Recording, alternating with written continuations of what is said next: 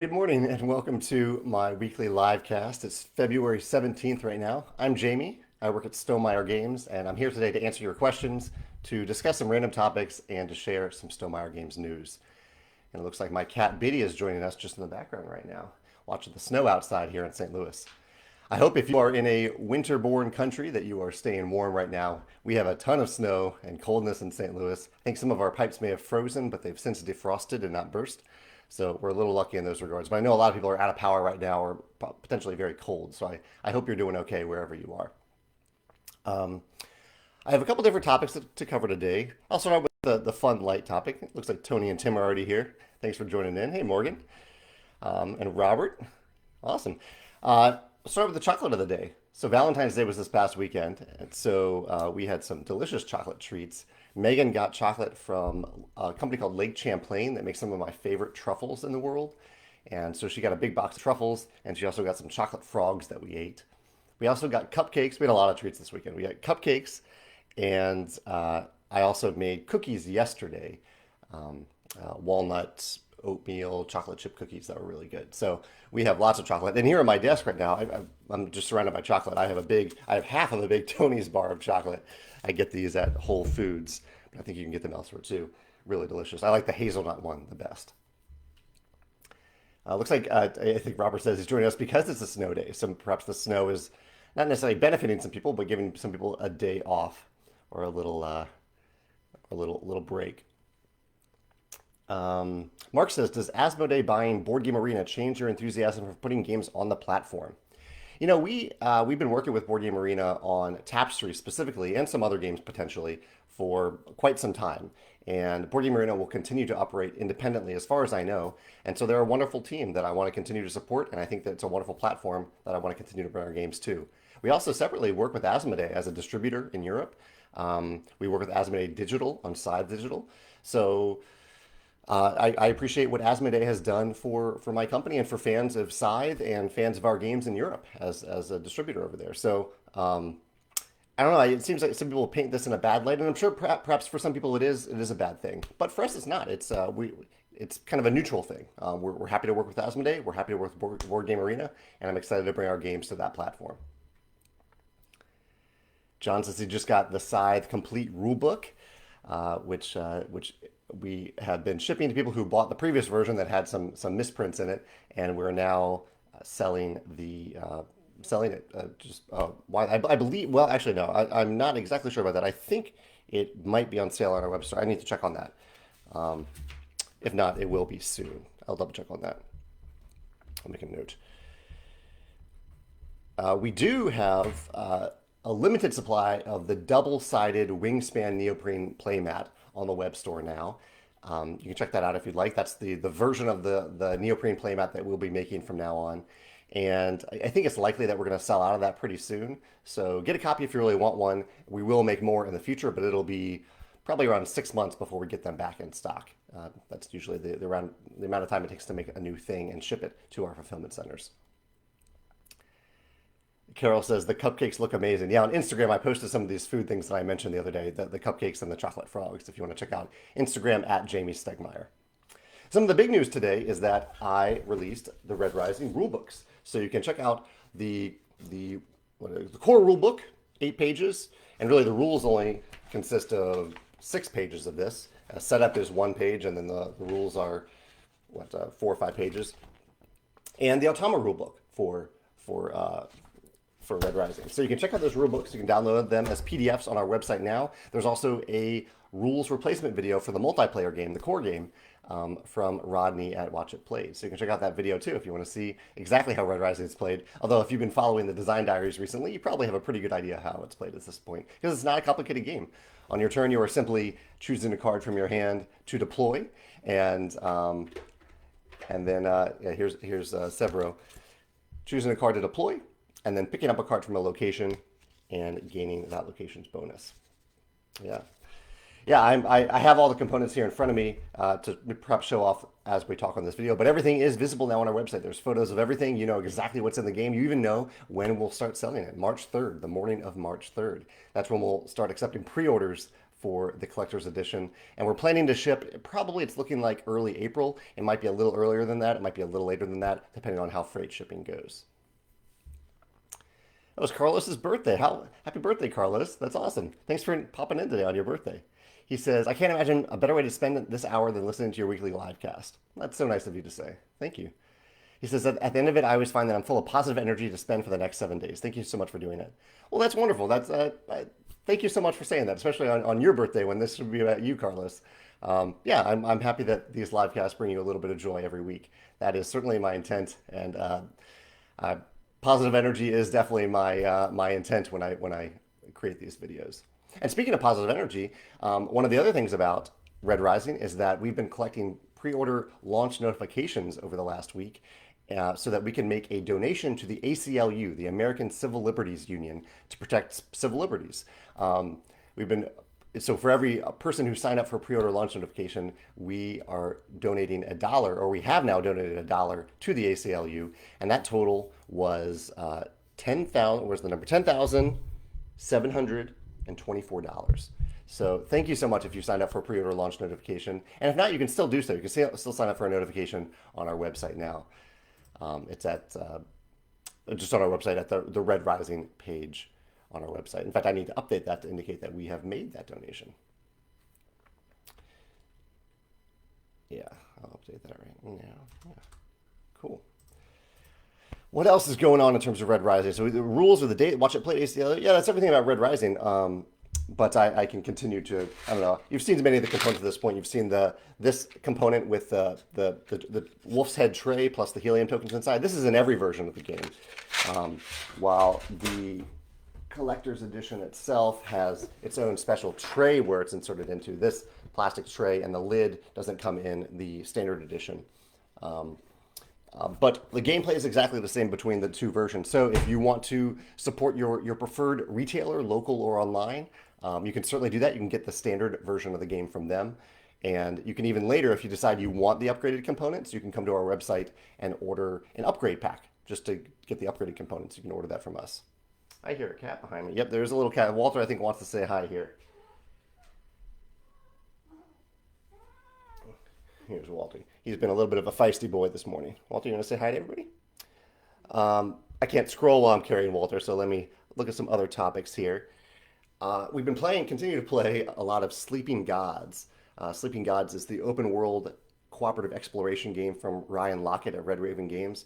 And we are really enjoying it. We're still in the first campaign. I think we're going to play through one campaign, which is a set amount of time. You play through the event deck 3 times. And then we actually don't know what happens after that, but we assume that's when the campaign will end. And then I think we'll take a break from it and come back to it in 6 months. Because as it's looking like, we will only have explored around just over a third of the world. It's a big, big world in this game. And so we're looking forward to coming back to it fresh after a few months and exploring the parts of the world that we haven't seen yet. But yeah, Sleeping Gods has really, really impressed me in a number of different ways so far. I've already done a video about it, but I might make another video when we're done just to talk about some of the open world aspects and how it's given me some thoughts about the open world design that I've been working on. All right, looks like Walter's got to go do some stuff. I think he probably just wants food. You want some food?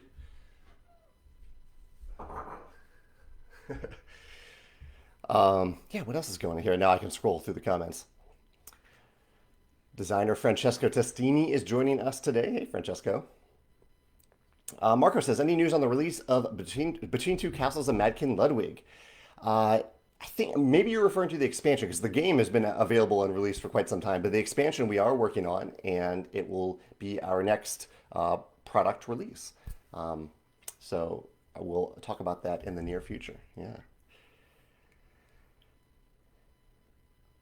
Alex mentions a topic that I posted about on the Stonemaier Games blog recently. So there are 2 topics. The one that Alex is referring to is sales strategies for online stores. Thanks, Alex, for bringing that up. Yeah, my blog post on Monday was about a couple different sales strategies that we've tried on the Stonemaier Games web store over the last month and a half.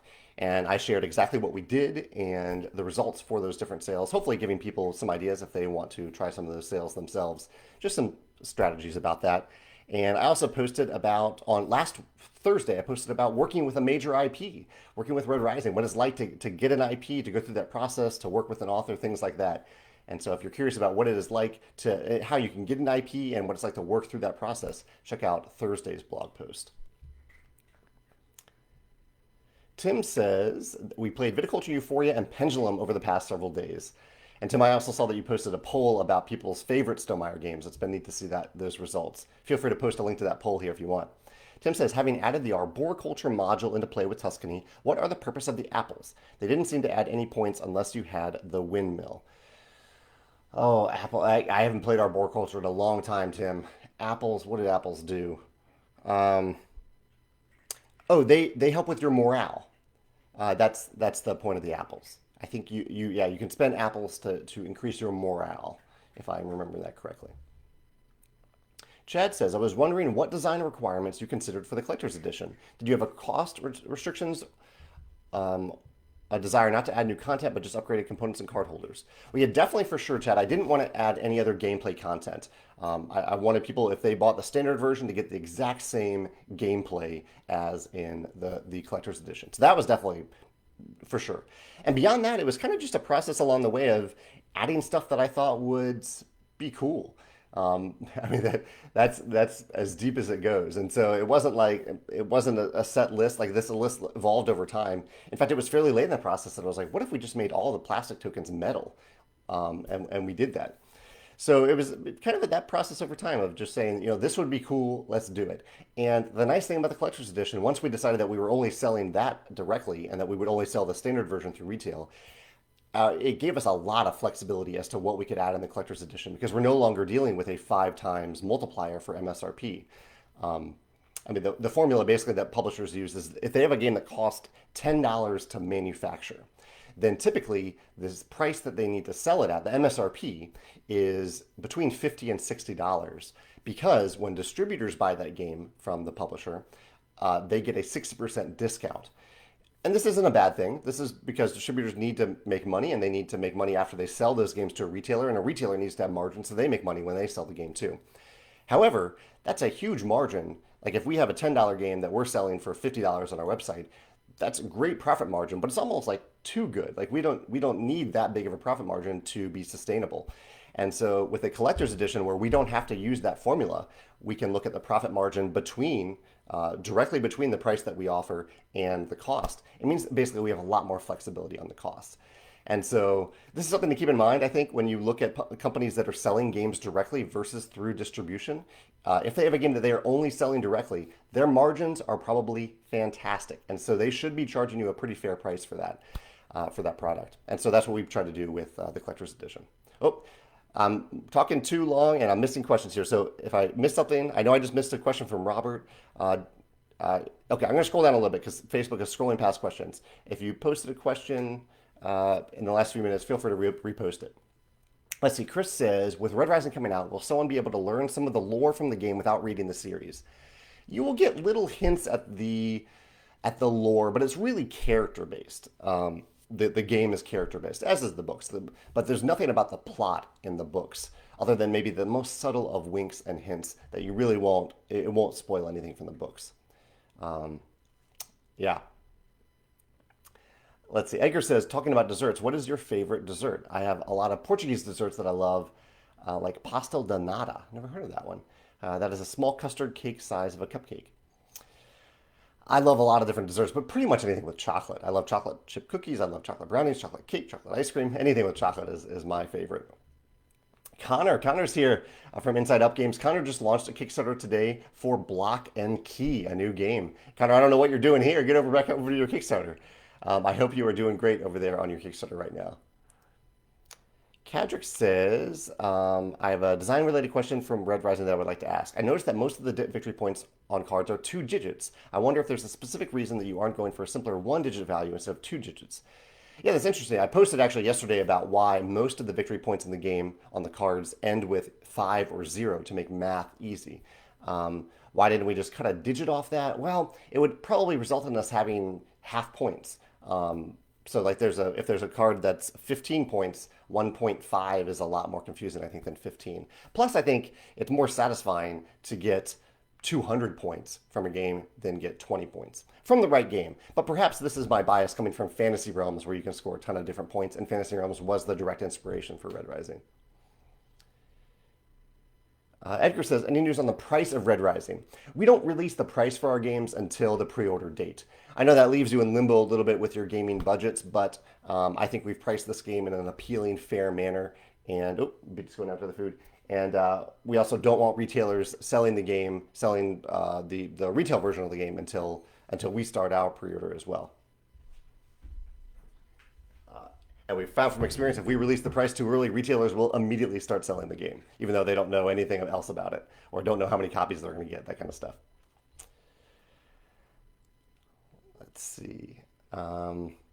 Gary says, when can we order Red Rising from you? March 3rd. The morning of March 3rd is when the pre-order opens. Levi says, how long does it take for you to come up with a fleshed out idea for a new game?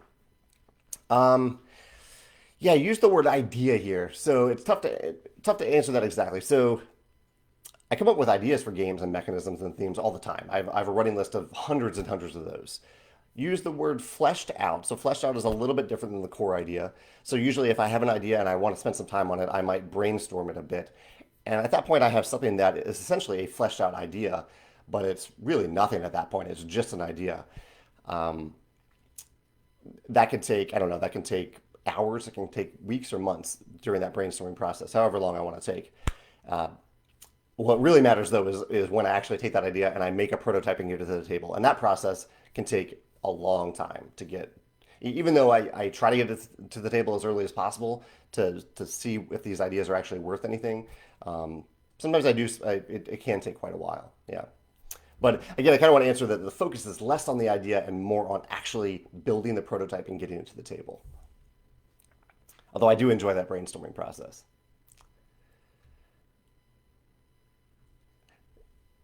Yeah. Who just said this? Edgar says the other cat looks jealous that he's not getting hugs. That is Biddy, and yeah, he's just happy to get a little nibble of Walter's food there. Carol says, how complicated is Sleeping Gods? I'm debating playing solo or with my 8-year-old gamer. He enjoyed Near and Far cooperatively. Oh, that's a good question. Well, I will say that Ryan did a fantastic job with the tutorial. I was worried when I saw that there was a 40-page rulebook, but then when we got to the tutorial, I didn't even have to read the rulebook. I just jumped into the tutorial and it taught us how to play in a really, really elegant, easy way. So I will say that about Sleeping Gods. Beyond that, it can get, it builds up. It builds up because, like, at the beginning of the game, you have a few item cards on the table. All players have access to these item cards. But we are into the third phase of the campaign at this point, and we have at least 24 cards on the table and a bunch of other abilities. It is just a lot of information to keep track of. But it builds up to that point. It's not like it starts out with all that information right off the bat. But so I think it's worth trying with your 8-year-old gamer, and if they don't have fun with it, you can just transfer all their characters to you, because no matter how many players you're playing with, you will use all characters in the game. So I'd recommend trying that, yeah. Eric says, do Biddy and Walter appear anywhere in Red Rising? I don't think they do, unless I'm forgetting a place that one of the artists snuck them in. But when I use another IP, especially an IP like Red Rising, my cats don't exist in the Red Rising world. They belong in that world, but they don't exist in that world. So I kind of wanted to be extra careful about that. So I don't think they do, unfortunately. Joshua says, curious about the influence you'd say that Magic the Gathering has had on this game. I know you're a big fan and was wondering what it was like making cards with colors and abilities like that. I feel like being a blue man, I think is what you're saying, is drawing me to the blue Red Rising cards. That's interesting. Fantasy Realms was really our main focus when we thought about Red Rising. I'm sure Magic had some subconscious impact on me, and I often do think about cards in terms of cycles. Magic has cycles of cards where there's 5 cards that maybe are fairly similar, but they have just a slightly different impact. Like there might be a red spell that deals 3 damage, and a green spell, similar spell, that gives a creature +3/+3, that type of thing. There's cycles. So I do often think in my games in general, all of our games, in terms of cycles like that, and I definitely learned that from Magic. Anthony says that he also just finished, or we haven't finished our campaign yet. He says he just finished his first campaign of Sleeping Gods, and he says it's amazing. Don't think I can take a six months break between campaigns. Yeah, it's just that we have a lot of other games that we want to play. We could definitely keep playing Sleeping Gods, but it's taking up a lot of table space right now. Like we can't play anything else on our table right now, so we're going to take a little break, I think. Kyle says, in your plays of Red Rising, what color do you find yourself most often building your hand around? Ooh, that's tough. I mean, it has varied vastly from game to game. Uh, there's just a ton of replayability in terms of what cards you open with, what cards you see each game, your house ability. I mean, this is a big stack of cards here. But I would say the general answer to that question are the golds, because the golds are fairly powerful cards, and there's a lot of them in the game. There's 21 golds opposed to 7 of each of the other 13 colors.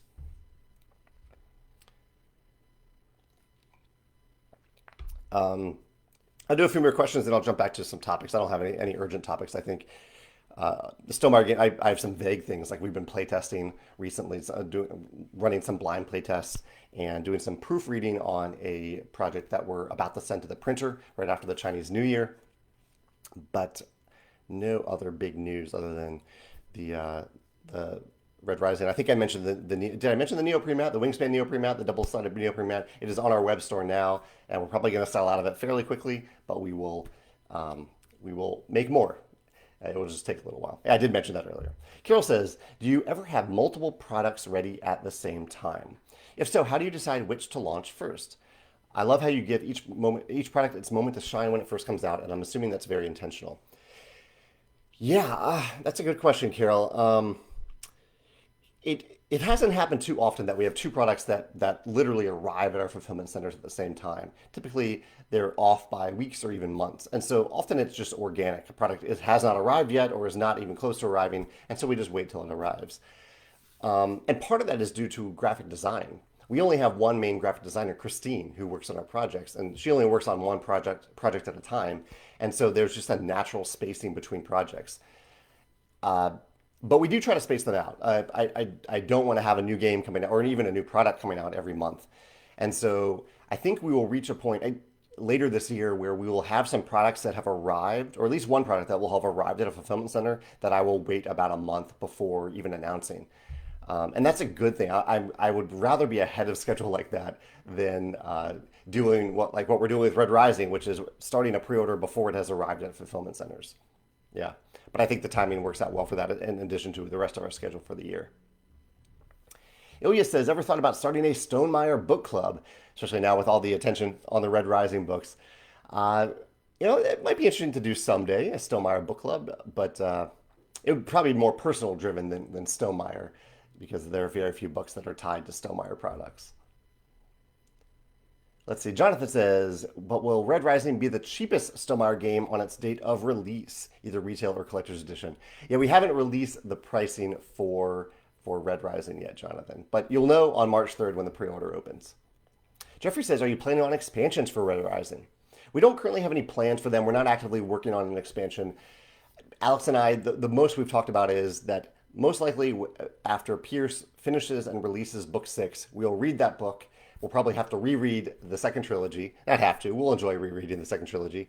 And then we will design an expansion based on the second trilogy of books. But that'll be in quite a while. I mean, it'll be a little while before that happens, because I think Pierce is just writing the book right now. So at best, it would come out sometime next year. The book, not the expansion.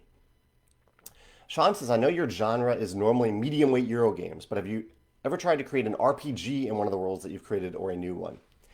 I haven't, Sean. No, I'm not. I haven't. I've had difficulty getting into RPGs. I need to try them.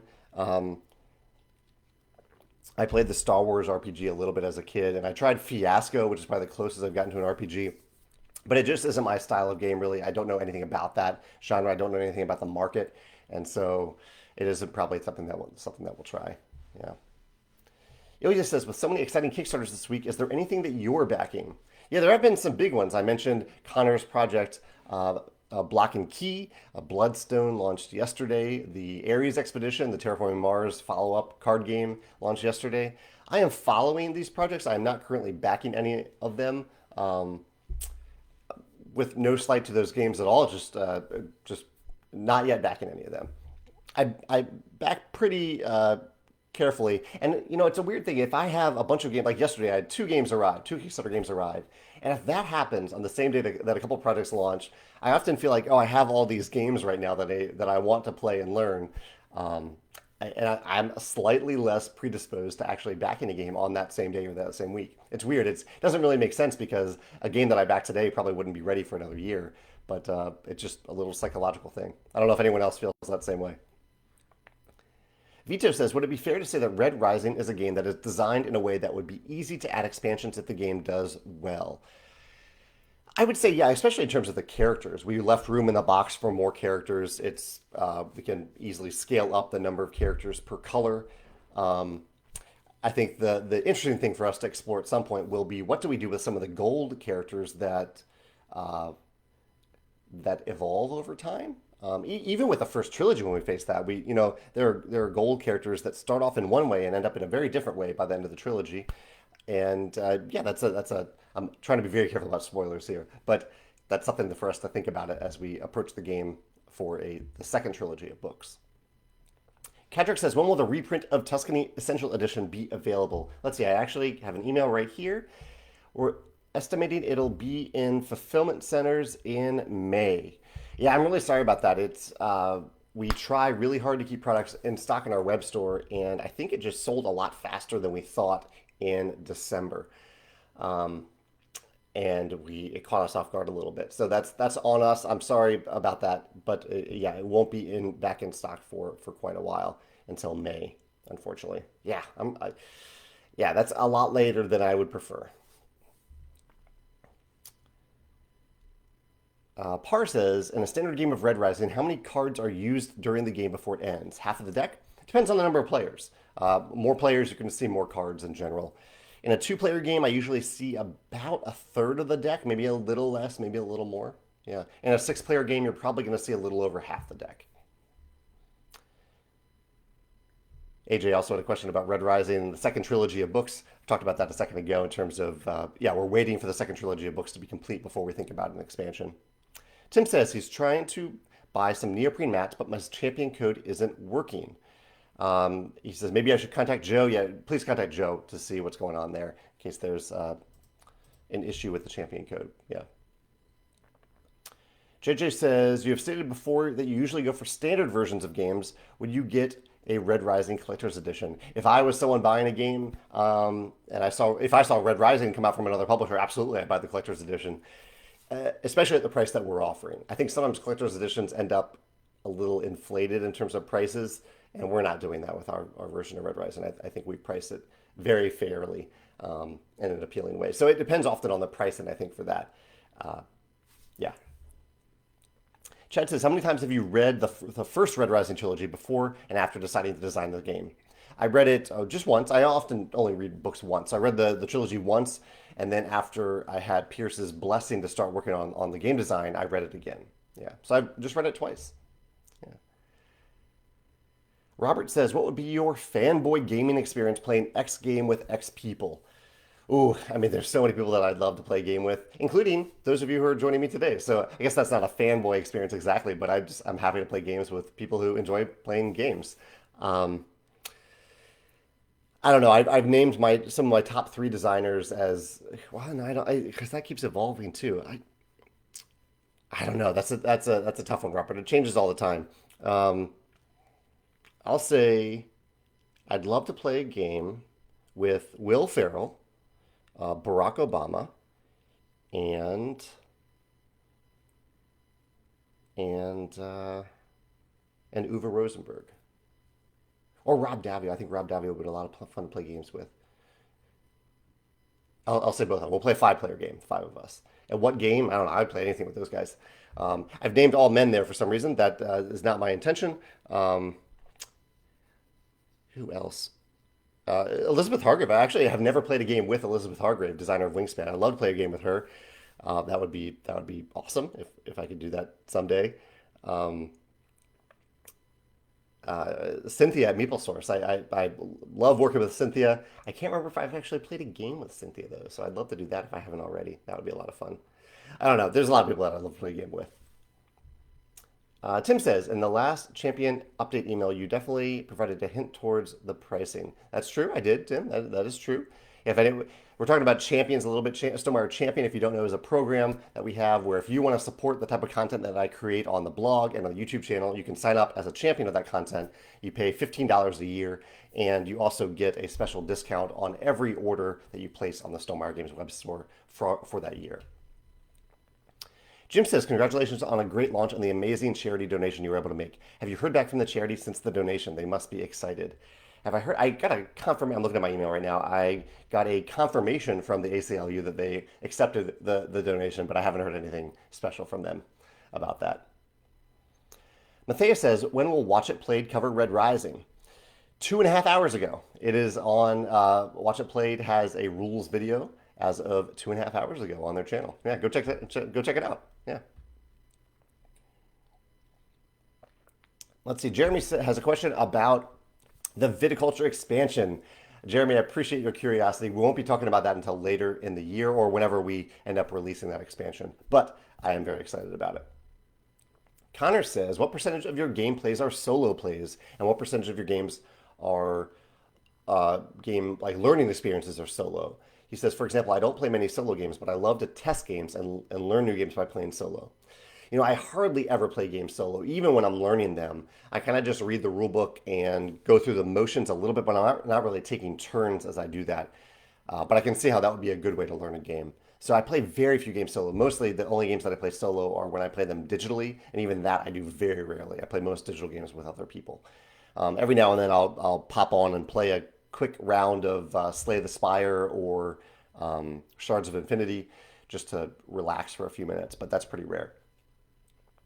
Gerald says, as you have the board game license to Red Rising, can you make another Red Rising game, not just a sequel, without renegotiating terms?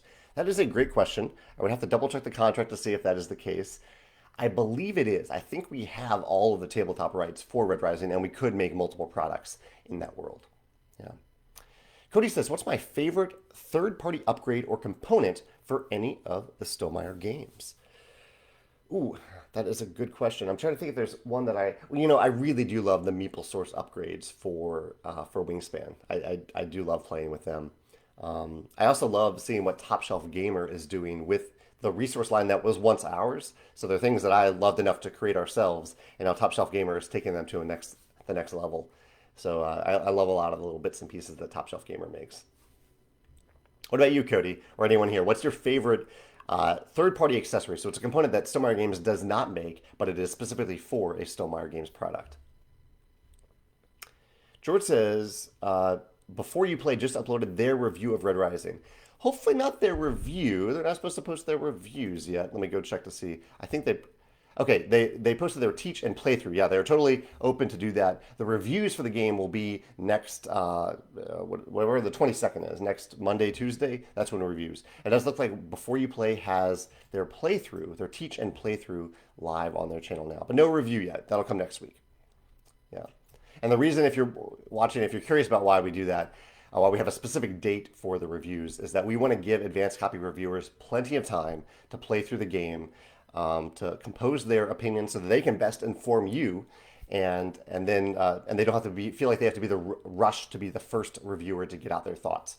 So that's why we have what some might call a review embargo. I just call it a date when they can start sharing their thoughts. And we have no idea what they're going to say. And after the reviews come out, I have no idea what they're going to say then. So I will kind of blindly share their reviews regardless of what their opinions are. These reviewers could hate the game, and I will still share the review because I want you to be well informed as you decide if the game is a good fit for you. Looks like Jazz is here. Sorry, I said Jab. Jazz is here from the Lobby of Hobbies. He says, what's the new TV show or series you've been enjoying? I'm about to start the new season of The Sinner on Netflix. I'm not familiar with that show. What are we watching right now? So we are watching, our lunchtime show is Superstore. Superstore is just a half-hour comedy that we're really enjoying on Peacock. I think it's also on Hulu. And we're also watching at night. Our nighttime show is Raised by Wolves, which is on HBO. And it isn't exactly what it sounds like. I don't know if you hear that and you think, okay, kid raised by wolves. No, it's the wolves in question are androids. So it's deep into the future, and it's a group of people who are raised by androids, which is really just two androids. It's really interesting, really different. We also watched some romantic comedies over the last few days. Over this weekend, we watched. What did we watch? I have my notes here. Now I'm blanking on the movies. Okay, we watched The Map of Tiny Perfect Things, which was great. Time loop, more romance than comedy, but there's some comedy to it. I Feel Pretty, which is an Amy Schumer movie from a few years ago, and To All the Boys, Always and Forever, a Netflix trilogy romantic comedy, kind of teen romantic comedy thing on Netflix. All were great. All were actually really, really enjoyable. There wasn't a dud among that bunch, in my opinion. Looking at my other notes here, in addition to playing Sleeping Gods, the main other game that I played recently was the full digital AI version of Wingspan Digital from Monster Couch. Played that the other day at game night and had a really great time doing that. Tim says he tried The King is Dead second edition yesterday per my recommendation, the game that I really enjoyed last year. He says, have I played Praga Caput Regni? I know I have not played that yet, but it does look like my style of game. I definitely need to give that a try. Pedro says, greeting from Portugal. He says, I just interviewed Elizabeth Hargrave on my channel and she told me wonders about you. Well, that's so nice to hear that from you and Elizabeth. Thank you for sharing that, Pedro. Feel free to share a link to the interview here in the comments if you want to share. Robert says, do companies employ full-time playtesters, or are those people only on call of sorts when a game is being produced or coming out? Yeah, I don't know if there's any. Well, there might be companies that can iterate games fast enough to have full-time playtesters, but we are not that company. We have playtesters that I reach out to whenever there's a game to be blind playtested, and I reach out to them and I say there's a game and they playtest it. We do pay them, but it is not something that someone I think could make a career out of.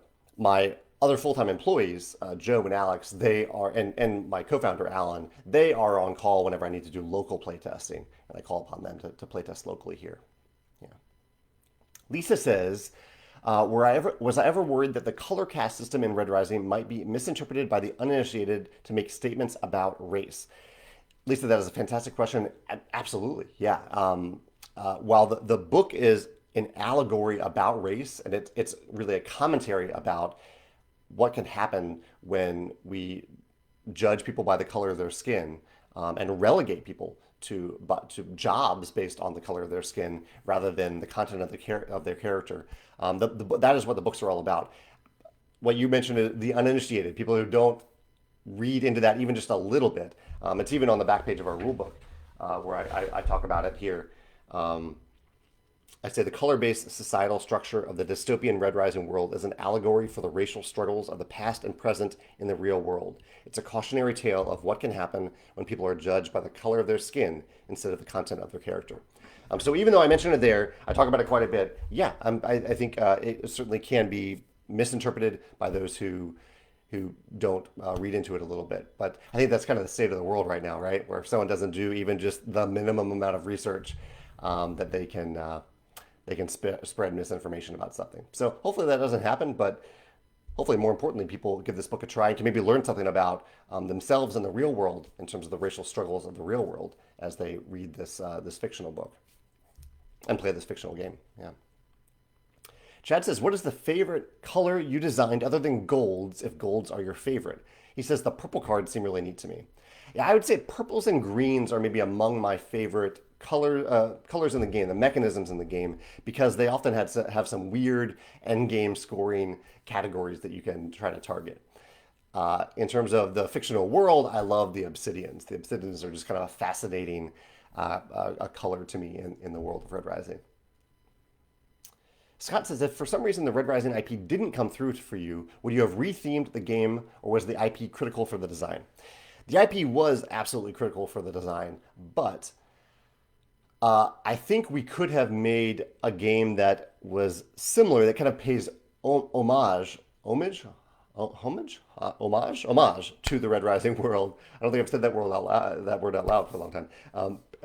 That we pay homage to the world without copying it or infringing upon it. So I don't think we could have really broken away from the world. I don't think we could have even maybe broken away from the color cast of the world, but maybe we could have found a way to do that. But it would have been hard. I mean, I'm really glad we got the IP for that reason, because every element of the game is designed specifically for the Red Rising IP. Raphael says, did I see the news of the second edition of Great Western Trail coming out this year? When you make another edition of one of your games, what is the main reason you want a second edition, like rules or art?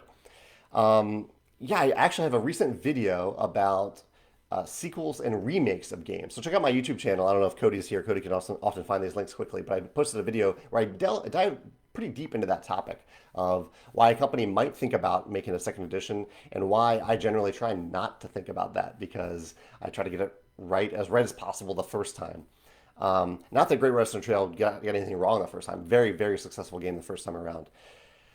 I don't know if it's intent. It's hard for me to wrap my mind around the intent behind doing it. But I guess if you have significant mechanical changes that you want to make or significant aesthetic changes that you want to make, I think that can justify a second printing or a second edition, not second printing, second edition of a game. And if you do decide for whatever reason to make a second edition of the game, I think you are almost obligated as the publisher to make significant mechanical improvements or additions or significant graphic design or artistic improvements. Otherwise, you're just kind of selling the same thing all over again, which I don't think is exactly right, especially to all the people who have already invested in that game. That's just my opinion. So I actually don't know the intent behind Great Western Trail Second Edition. It does seem that there's new box art, but I don't know if that means that the rest of the art in the game will be great. I would say the weakest part of the art of Great Western Trail was the box, but the rest of the art I thought was fantastic. The cows, I think the cows were awesome in the game.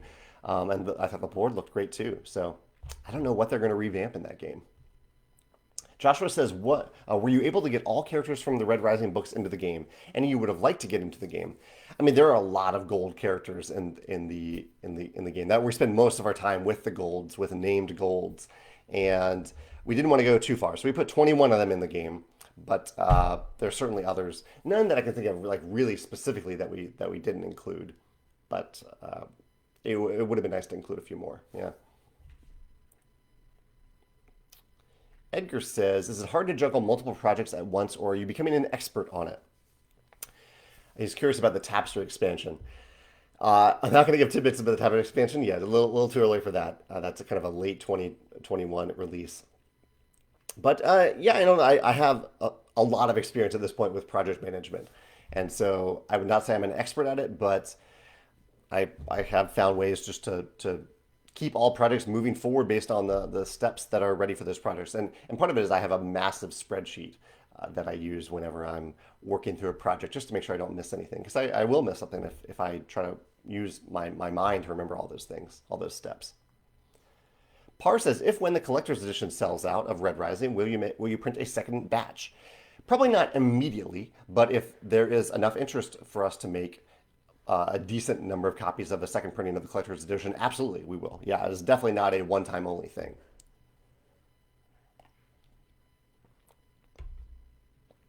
Krista says, how many games do you own? I try to keep a pretty slim collection. Slim is relative. The number I say right now will not seem like a slim collection, but I try to keep my games confined to my shelves. I'm a little over that right now. I'm looking over here at my shelves. And if I don't play a game for a year, or if I don't think I'm going to play a game for the foreseeable future, I will give it away.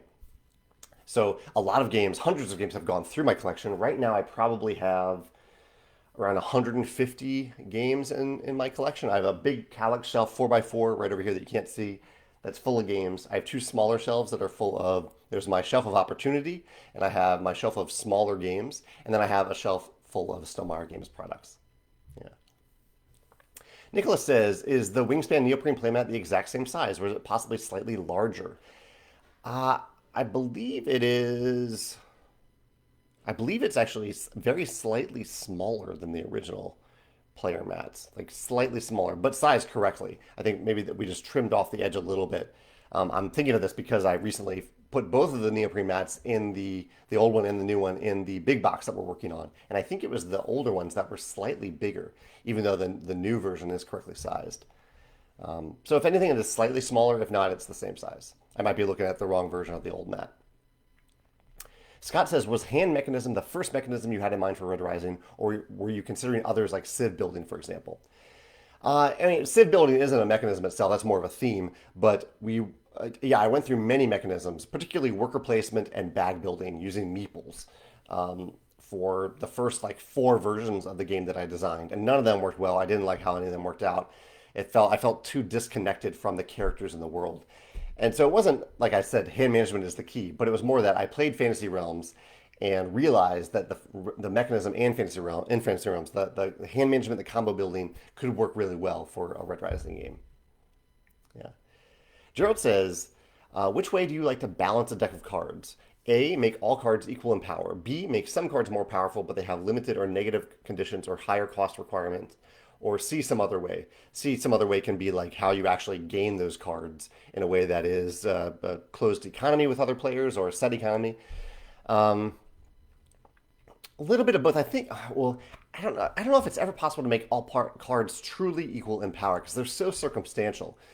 I think my main goal is to make cards that are good at make sure every card is good in general at different times of the game, whether it's good during the game or at the end of the game. That's something I learned in Viticulture. I've tried to apply to Tapestry. I've tried to apply that definitely in Red Rising. So that's the main thing that I focus on. It's actually pretty rare in our games that cards have costs. So I haven't delved too deep into that. Like there's no cost to playing a card in Red Rising. There's no cost to playing a card in Viticulture. Same with Tapestry. There's no cost. So it cost, actually, you didn't mention cost here, but oh no, you did, higher cost requirements. So cost isn't something I delve into too much. And sometimes, yeah, I do add the idea of a card having like a slight negative element to it to balance out the more powerful elements. Yeah. Peter says, are there any future plans for more Tapestry expansions? There are, yeah. We're working on one right now for release hopefully later this year. Zane says, did I notice on the recent Roxley Kickstarter for Radlands that they're using a new PVC-based card they're calling Scythe? Yeah, that looked pretty cool. I'm very curious about that. He says, has Stonemaier looked into any alternative paper types for your cards that have more durability? We haven't. I haven't really thought about that because I've been so happy with Ivory Core, the card stock that we use from Panda, and our cards seem to hold up pretty well to that. Even people who have played Wingspan dozens and dozens of times, the cards hold up pretty well over those times. And if they don't, we're here to help out with replacement parts as always. So we haven't looked into anything like that, but I'm curious to see what Synth is like. Jazz says, with the new double-sided Wingspan playmats, will a set of 4 fit in the upcoming big box? Yes, yeah, I should have had this handy. I have it up on my shelf over here. But in the big box, in the top layer, you can actually lay up to 5 neoprene playmats completely flat up there, so they won't be creased anymore. They get a little. It's not a big crease, but you can lay up to 5 of them there, and then on top of that, you can put 2 sets of cardboard player mats on top of it. So just in that top layer alone, you can fit 15 different total playmats, cardboard and neoprene combined. Peter says, are there any other IPs that you have considered or are currently planning to make games of? Personally, I think you would make a great Barsoom or John Carter game. I do have a video about intellectual properties, IPs that I once considered or have considered for games and wasn't able to pull off. So you can check out that video on my YouTube channel if you look for IPs for games that I couldn't get or couldn't design, something like that. Look up IP or IPs, I think you'll find it. Currently, there is an IP, but it's not an existing IP. It's an IP being created by someone that we are dabbling into. We're considering it, we're maybe working on that. But there aren't any like other major IPs like Red Rising that we're pursuing right now. Julia says, how cold are you? Right now I'm fine. I'm not really cold right now, but it is very cold outside here in St. Louis. Last I checked, it was snowing. Yeah, pretty cold here. Chris says he signed up as a Stonemaier champion recently. Thanks for doing that. And he says, is there any way to get this month's email if it was already sent out? I mean, you can request that if you want, and I'll send it to you. Ideally, I wouldn't get that request from hundreds of people if I could help it. But yeah, if that's important to you, just email me or Joe, contact@stonemeiergames.com, and we can forward that message to you so you can see. Some of the things in that email may not apply anymore because it's a few weeks old at this point. But yeah, you can get the email if you really want it. Let's see. Chad says, what was the design process to choose the houses? I was surprised that Pluto was not in the game. You know, we wanted 6 houses. We knew it was going to be a 6-player game. I actually can't remember exactly the process that we went through for choosing the houses. We maybe chose the ones that seemed the most overtly obvious to us, but you're right. Pluto would have been fun to include in the game. Maybe in an expansion someday. James says, will reviews also be posted from today? Now, reviews will start to go live on February 22nd. I think that's next Monday. Tim says, have I played Hallertau? No, I have not played that yet, but I'm playing it this weekend, so I'll play that very, very soon. Gerald says, have I tried the Automa in a two-player Dune Imperium game? I have not. No, I haven't played Dune Imperium with two players yet. He says, if yes, are you willing to try Morton's two-player Automa and Tapestry so not to hurt his feelings? I'm willing to try it, yeah, but I am more of a, I don't know, I don't want to design around bots. I don't really want to think about bots in multiplayer games. I love what Morton's system does in solo games, but it's not something that I pursue or think about in multiplayer games. Tony says, is there still a chance of that Tapestry expansion this year? I think so. Yeah, I think there's still a good chance of that.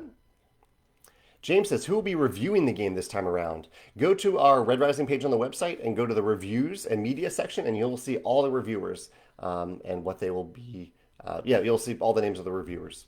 I was going to say what they'll say about the game, but no, we'll get that information in a few days. Edgar says, if there are three people I could play games with, it would be Robert Downey Jr., Jamie Stegmaier, and Chris Rock. That would be a fun group. Yeah, I'd have a lot of fun playing games with that group. And thank you for including me in that group, Edgar. Cody says that his favorite third-party component is the 3D printed Scythe Factory by Sean Rafferty. Yeah, I've seen those big factory miniatures. They look awesome. And Kimberly says she likes the birds that replace the cubes in Wingspan. Yeah, I love that. A couple of different people make them. I have the MeepleSource version of them, and they look great. Steven says, I mentioned the neoprene mats. Will you offer a bundle with them when the big box comes out? No, the big box will be just its own thing. It won't include any other things that you could buy elsewhere. So that way you can buy exactly what you want. We won't be selling something that someone doesn't want in the big box. It'll just be the big box. Or if you want the neoprene mats, you can just buy the neoprene mats. Yeah, we do everything a la carte like that. Let's see. Just scrolling through looking for questions here. Jake says, Shem Phillips, who runs Garphill Games, opened the Kickstarter for the Paladins expansion and Big Box, with the Big Box coming with the Vassals mini expansion. Is there a chance there will be a mini expansion with the Wingspan Big Box? Nope, yeah, I was just talking about that. There will be nothing gameplay related in the Big Box. It'll just be a Big Box and a detailed organizer for the game. Gray says, how does one become a playtester? First, you'll need to sign up as a Stonemaier ambassador, and then once every year or two, I send out a quiz to Stonemaier ambassadors to see if they could be a good fit for the playtester program. Usually about 5% of the people answer the questions correctly for that quiz and become potential playtesters. Bradley has a random question. He says, is there a reason you do or do not include playtesters in the rules for each game? We actually do. It's on the side of the box. In fact, here are the playtesters for Red Rising. It's a long list here of playtesters and Automa playtesters, as well as proofreaders. Yeah, so we really do love and feature the efforts that these people give. But as you can see, there are quite a few names that we don't want to take up. It's not that I don't want to take up rulebook space for it, but our rulebooks are limited. I mean, there is limited space in the rulebooks, and I think we can better feature these playtesters by putting them on the side of the box. You'll see that more often. Yeah.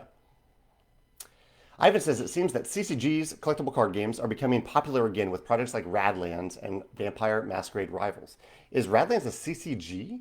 Or is it, CCG has a random element to it. Does Radlands have that to it? Maybe I'm misunderstanding that project. Any future plans for Stonemaier to get into CCGs? Oh, no, we don't have any plans to delve into that market. It is a fascinating market to me, as well as living card games, LCGs, but it isn't something that we're planning to delve into at this point. Jim says, I know you referenced Fantasy Realms as an influence for this game. Do you see any similarity with Gugong too? He says, I haven't played that myself, but some say minus the cards, it shares one or two similarities in a cool way. And yes, it absolutely does. Yeah, I didn't actually even think about that until someone mentioned it when I announced the comparison to Fantasy Realms. But both Gugong and Raiders of the North Sea have that element where you don't really own the cards or the meeples in Raiders. You are picking them up and putting them down, but not owning them. And I think that is a really interesting concept that we use in Red Rising. You own the cards in your hand, but when you play them, it's not like that card is yours. It is then open for anyone to pick up and take. So there's definitely a flow there of putting something down that becomes not yours, and then picking something up that becomes yours. That is similar to Gugong and Raiders of the North Sea. Yeah. Chad says, when playing board games, do you like to emerge the victor, or are you more interested in the experience with your friends? Definitely the experience, definitely the fun. I definitely like to do clever things in my own strategy, but not if they impede on someone else's fun. That to me is more important. Yeah.